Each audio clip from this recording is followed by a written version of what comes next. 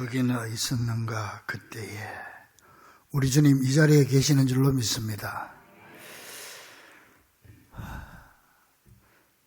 자, 1982년도에 우리 교회가 개척이 된 교회인데요. 그 천막교회 때 개척 그 당시에 있었지 싶은데, 그때 명리대학 학생들이 좀 같이 이제 이렇게 나왔어요. 그 학생 중에 하나가 여러 명 있었어요. 명리대학 학생들이. 그 중에 하나가 계속 이제 저하고 연락도 하고, 그렇게 하는데, 지금 아주 큰 사업에 성공해가지고 아주 돈도 많이 벌었어요. 그리고 교회도 안수 집사고, 그 부인도 권사고, 우리 교회도 기도도 많이 해주고, 우리 교회 건축할 때도 물질적으로도 좀 도움도 주고 그랬어요. 근데 그 친구 어제 전화가 왔어. 그 친구가 나이가 31살 때 결혼했는데, 제가 개척할 때가 28살에 개척했으니까 31살 때 결혼했는데, 나보다 나이를 물어보니까 6살 적더라고. 그러니까 우리나라 나이로 31살에 결혼했으니까, 내가 주례를 했으니까 6살 많으니까 37살에 내가 주례를 한 거예요. 우리 교회 청년들 37살짜리가 누가 있노? 그 내가 주례를 했습니다. 그 친구인데, 이제는 같이 늙어가지 뭘. 어제 전화가 와가지고, 아이고 목사님 건강하게 잘 계십니까? 요새 코로나 때문에 운동도 못 모시고 죄송합니다. 그러면서 이제 전화가 왔어요. 근데 무슨 나 건강하다가 코로나 괜찮습니까? 나 지금 잘 버티고 있다. 그랬더니, 아이고 목사님 코로나가 지금 우리나라 온 지가 3년이 됐는데 걸려주는 게 예의랍니다. 코로나 걸린 사람들 예의 바른 사람들이에요. 그래서 난 그런 예의는 안 지킬란다 내가. 그랬는데,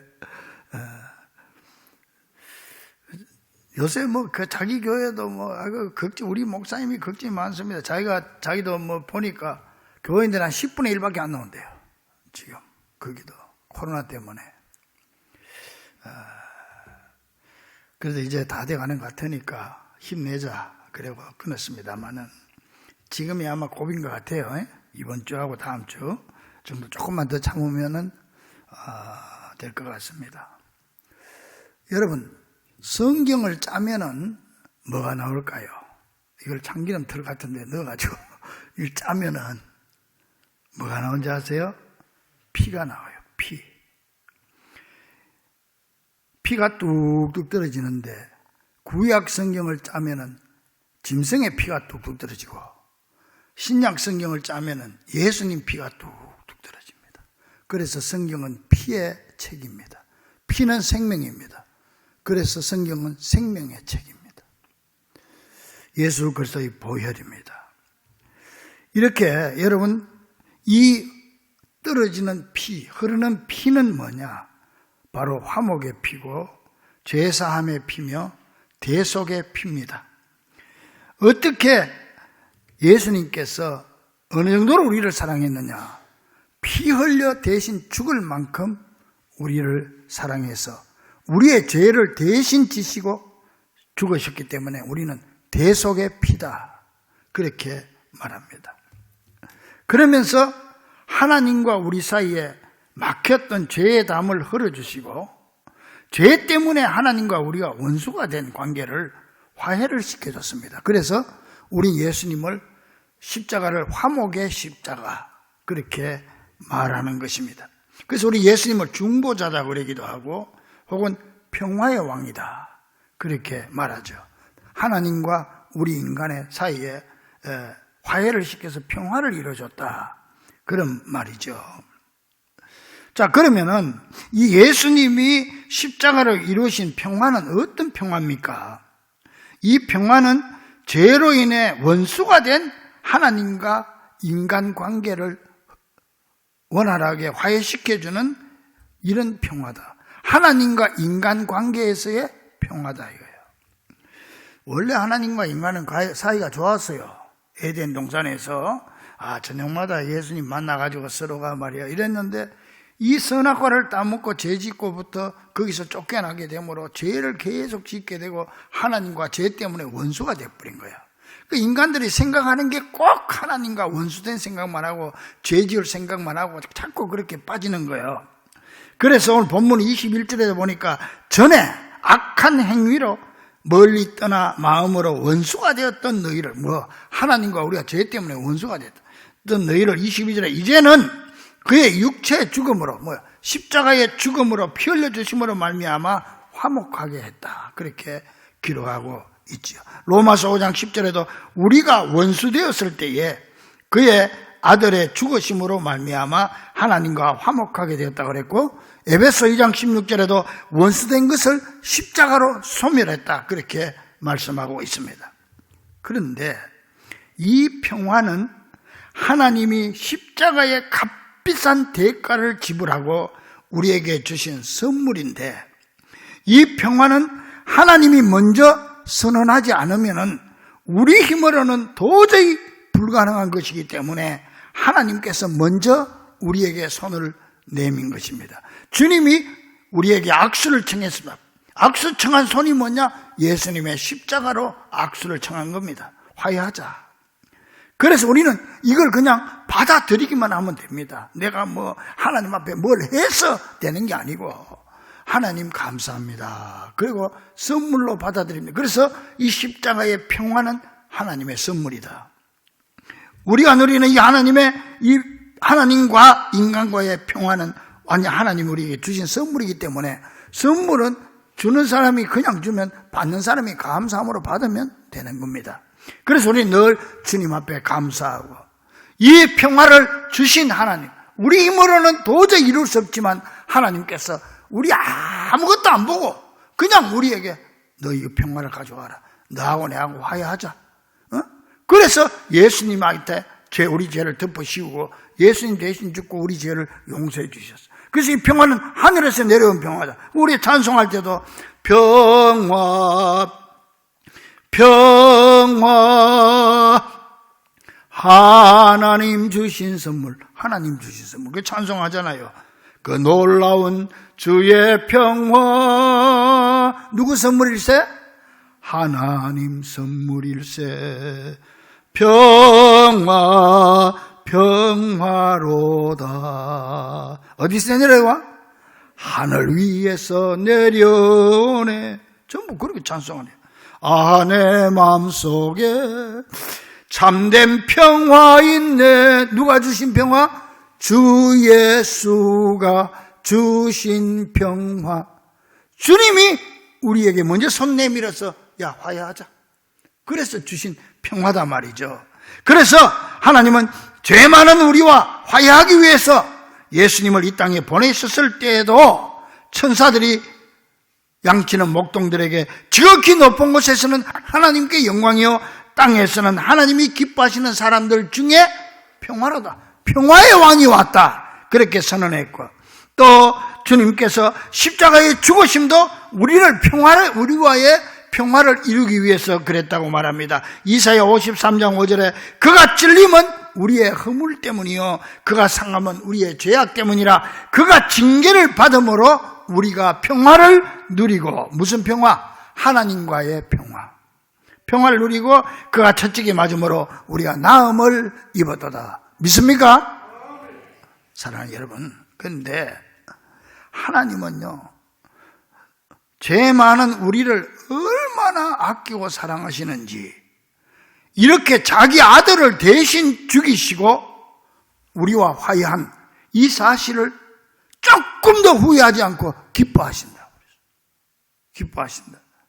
본문 20절에 그의 십자가의 피로 화평을 이루사 만물 곧 땅에 있는 것들이 하늘에 있는 것들이 그로 말미암아, 예수님의 십자가로 말미암아 자기와 화목하게 되기를 기뻐하심이라. 믿습니까? 왜 그렇게 기뻐하느냐? 20절에 그로 말미암아, 주님의 십자가의 피로 말미암아 하나님과 우리 사이가 평화를 이루어지게 되었다. 평화가 이루어지게 되었다. 이 사실을 당신의 아들을 죽인 것보다 더 기쁘게 생각한다. 할렐루야. 여러분, 우리가 뭐길래 하나님은 이 보잘것없는 나 같은 것과 이렇게 화목하게 되기를 그렇게 원하실까요? 그 이유는 분명합니다. 내가 자격이 있어서, 내가 잘난 구석이 있어서, 앞으로 잘 가르쳐가지고 어디 사용할 구석이 있어서 아닙니다. 단 한 가지입니다. 딱 하나입니다. 따라합시다. 내가 하나님의 자녀이기 때문에, 나를 당신의 자녀로 받아주셨기 때문에. 있습니까? 부모가 자식 사랑하는데 무슨 이유가 있습니까? 너 이놈 자식 앞으로 한 번만 더 그러면 너 용서 안 할 거야. 백날 천날 해봐도 필요 없어. 맨날 그래, 맨날. 부모와 자식 관계이기 때문에 하나님이 우리를 당신의 자녀로, 아들, 딸로 삼아주셨어.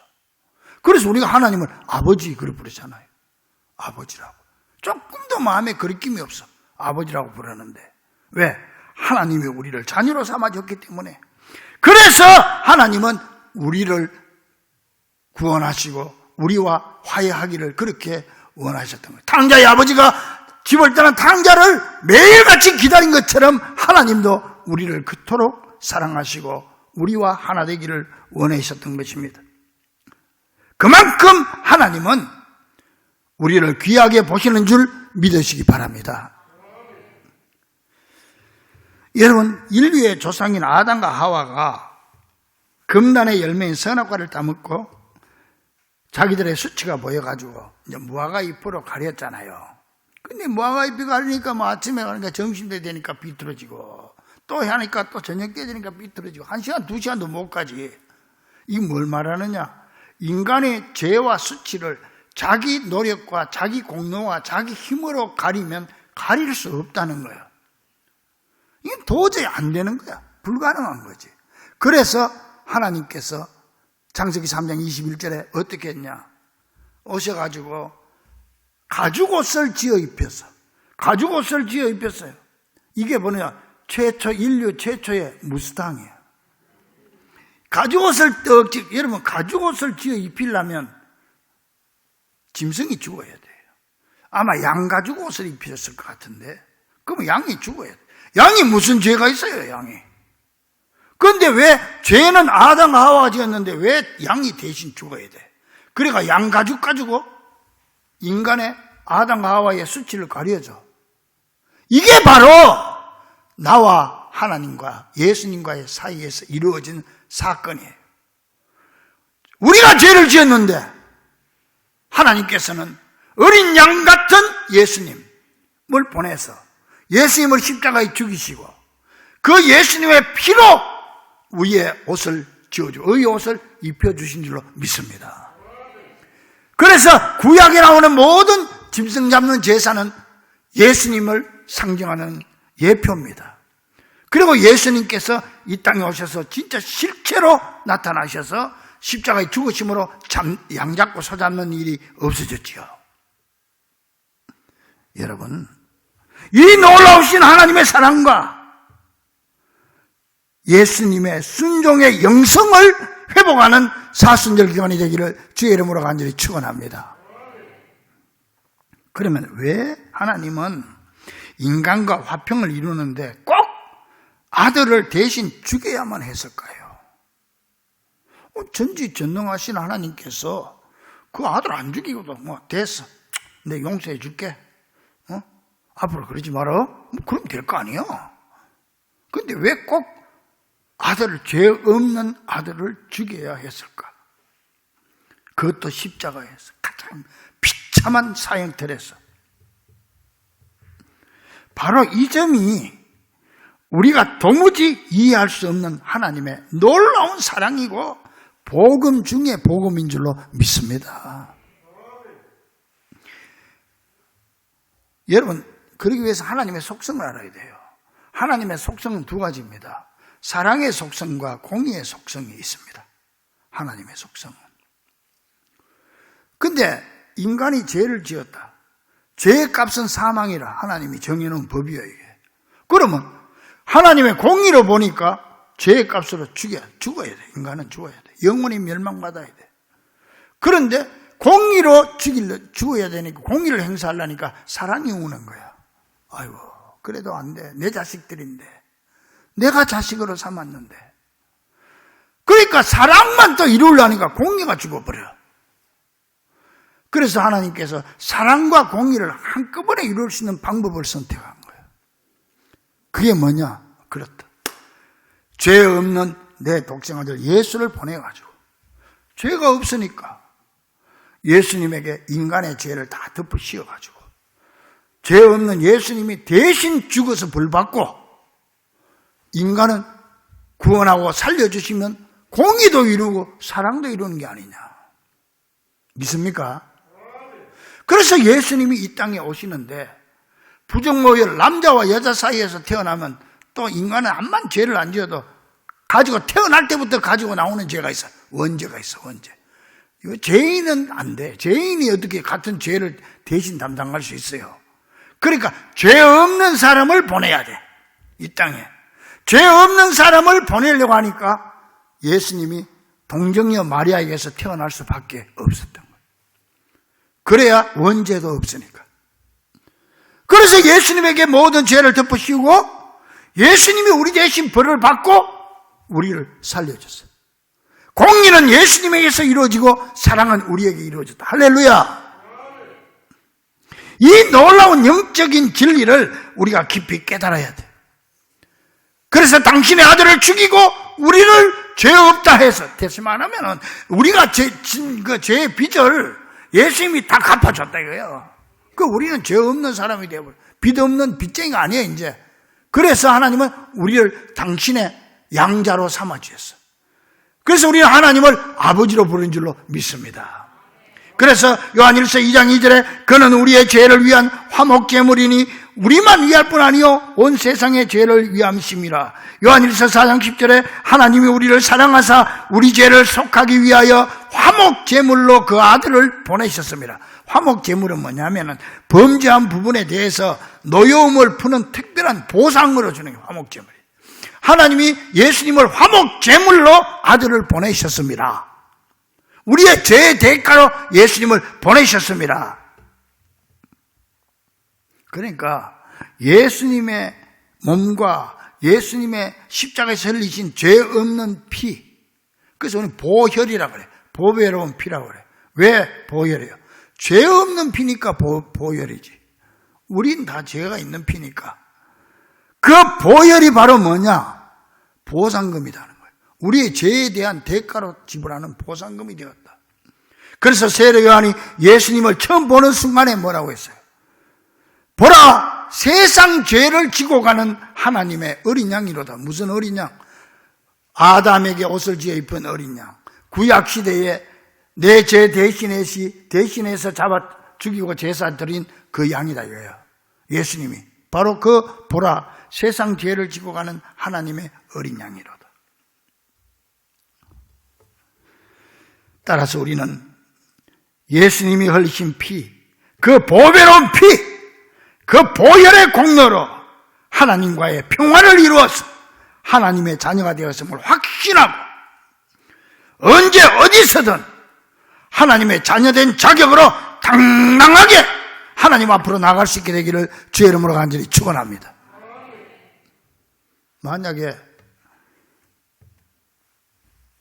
시험 쳐가지고 하나님의 자녀가 된다 그러면 시험 공부를 계속해야 되겠죠. 점수 떨어지면 안 되니까. 그리고 내가 한 공로를 가지고 내가 착하게 살아야 하나님의 자녀가 된다 그러면 계속 착하게 살아야 되겠죠. 그 엄청 노력을 해야 되죠. 여러분, 하나님은 그런 거 하나도 안 보고 뭘로 줬다? 선물로 줬다. 선물로 줬기 때문에 우리는 그냥 받으면 돼. 할렐루야. 선물은요, 주는 사람을 제일 기쁘게 하는 게 뭔지 아세요? 기쁘게 받는 거예요. 내가 선물을 줬는데 이게 찝찝하게 잃어버리면 참 기분 나빠요. 그런데 별거 아닌 것 줘도 아이고 감사합니다. 그리고 그거 차고 다니고 그러면은 준 사람이 보람이 있어. 우리가 주님 앞에 보람을 드리려면 어떻게 해야 되는지 아세요? 주님이 주신 그 죄사함 그리고 십자가의 공로의 은혜, 하나님의 놀라운 사랑을 기쁘게 받기만 하면 돼. 할렐루야. 그 주님의 사랑과 용서와 평화를 가슴으로 가득 채우고 기쁘게 살아가면 되는 거예요. 그러면 우리 주님이 가장 보람을 느끼는 거지. 자, 이렇게 십자가는 하나님과 우리 사이의 평화를 이루어 주심으로 우리가 하나님 앞으로 당당하게 나갈 수 있는 자격을 허락해 주시는 거죠. 22절에 이제는 그의 육체의 죽음으로 말미암아 화목하게 하사. 무슨 말인지 알겠죠? 예수님 육체의 죽음으로 말미암아 우리와 하나님 사이를 화목하게 하사 너희를 거룩하고 흠없고 책망할 것이 없는 자로 뭐야? 우리 죄를 다 예수님이 대신 졌으니까 우리 죄 없고 책망할 것이 없고 거룩한 자로 그 앞에 누구 앞에? 하나님 앞에 세우고자 하셨으니. 무슨 말입니까? 이제 우리가 하나님 앞으로 나가야 하는데 죄 많고 더러운 몸을 갈 수 없으니 먼저 깨끗하게 한 다음에 하나님 앞으로 나갈 수 있게 해주신다는 말입니다. 그러면 우리가 어떻게 거룩하고 흠없고 책망할 것이 없는 자로 깨끗하게 될 수가 있겠습니까? 우리의 죄악된 몸을 깨끗하게 하기 위해서는 죄 없는 깨끗한 피로 씻어내야 되는데 이 세상에는 죄 없는 깨끗한 피가 하나도 없으니 죄 없으신 예수님이 이 세상에 오셔야 했고 그가 십자가에 달려 그 흐르는 피로 우리를 깨끗하게 씻어줄 수밖에 없었던 것입니다.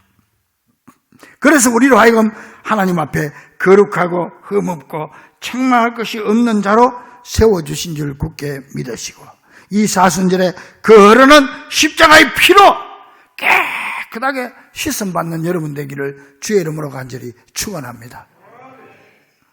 그런데 이 예수님의 십자가의 보혈의 능력은 너무나 엄청나게 크기 때문에 우리의 과거와 현재와 미래 모든 죄까지도 다 깨끗하게 씻을 수 있음을 기억하고 이 사순절 기간에 더욱 겸손하고 진실된 마음으로 십자가 아래 나와서 그 흐르는 피에 몸을 적시는 여러분 되기를 주의 이름으로 간절히 축원합니다.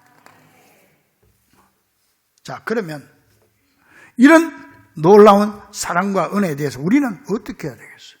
고린도후서 5장 18절 그가 그리스도로 말미암아 우리를 자기와 화목하게 하나님이 예수님으로 말미암아 우리를 자기와 하나님과 화목하게 하시고 이제 여기까지 이해가 되죠? 또 우리에게 화목해 하는 직분을 주셨어요.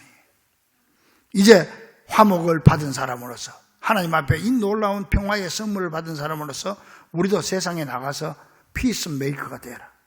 평화의 사도가 되라. 그러기 위해서는 주님의 평화가 내 속에 넘쳐나야 돼. 주의 주신 평화가 있어야 남도 사랑할 수 있고 평화를 만들 수 있어.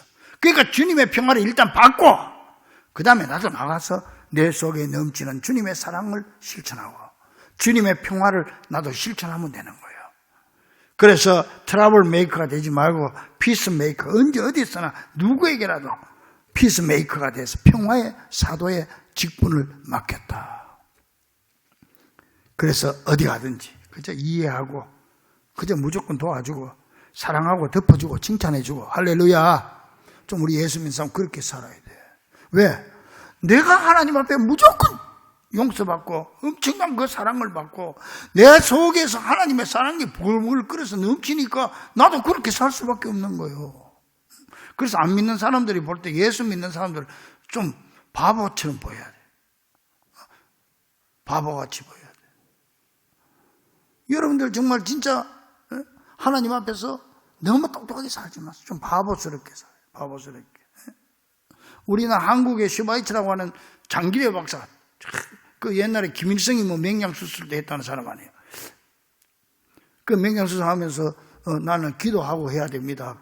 기도 안 하면 맹장수술 못 합니다. 그러니까 김일성이가 그럼 기도하고 하라고 그래가지고 했다는 사람인데 유명한 사람이죠.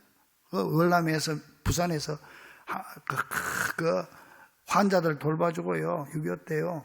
돈 없으면요. 가서 살 불러가지고 여보 당신 돈 없으니까 오늘 내가 뒷문 살짝 열어놓을 테니까 밤중에 도망가시오. 그래가지고 도망가고 그랬어요. 한국의 슈바이처 같은 사람. 명절 돼가지고 제자가 세배하러 와가지고 세배를 딱 하고 나니까 선생님 덕담 한마디 해주세요. 그랬더니 장기대 박사가 자네도 금년에는 나처럼 살아봐. 그랬어. 그랬더니 아이고 선생님처럼 살면 바보 소리 듣게요. 그랬더니 바보 소리 들으면 성공한 거야. 그래서 바보 소리 들으면 성공해서 여러분 바보 소리 들으면 성공한 겁니다. 바보 소리 듣기가 얼마나 어려운지 압니까? 이게 바로 피스메이커입니다. 이게 바로 평화를 받은 사람이 가져야 할 직분입니다. 사랑하는 우리 중부 가족들이요. 주님은 우리에게 평화를 부탁하셨습니다.